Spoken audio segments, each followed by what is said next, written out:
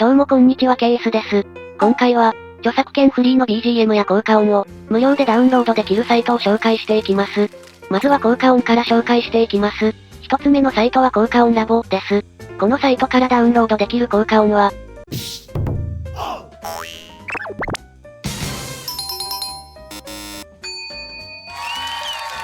などです。どれも一度は聞いたことがあるのではないでしょうか。正直なところこだわった編集をしなければ、効果音はこのサイトのものだけでも問題ないと思います。このサイトの良いところは、欲しい効果音を見つけやすい、使用する際に URL を貼らなくても良い、などだと思います。それでは次に行きましょう。二つ目に紹介するサイトはオーディオライブラリです。このサイトは効果音、BGM の両方がダウンロードできるのですが、今回は BGM の方だけを紹介します。このサイトからダウンロードできる BGM は、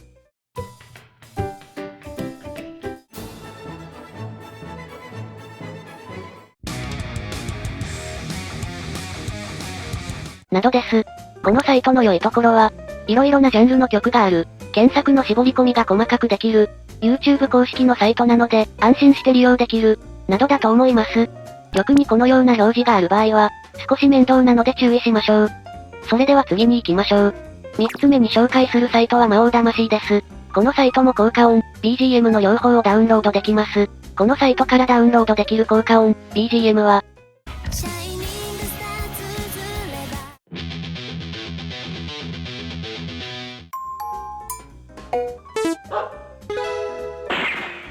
などです。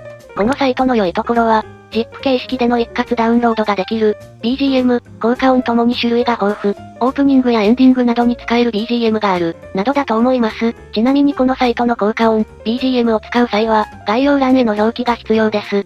それでは次に行きましょう。最後に紹介するサイトはドバです。このサイトは BGM 専門で、今回は公式 YouTube チャンネルを紹介します。このサイトからダウンロードできる BGM は、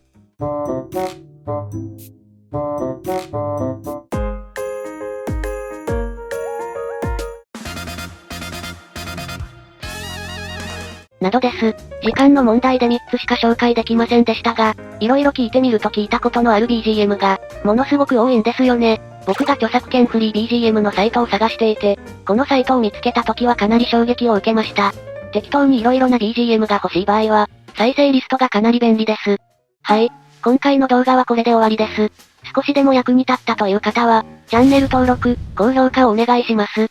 この動画の高評価数が150を超えたら、続編を出すかもしれません。達成が遅ければ出せない可能性があります。それでは、また会いましょう。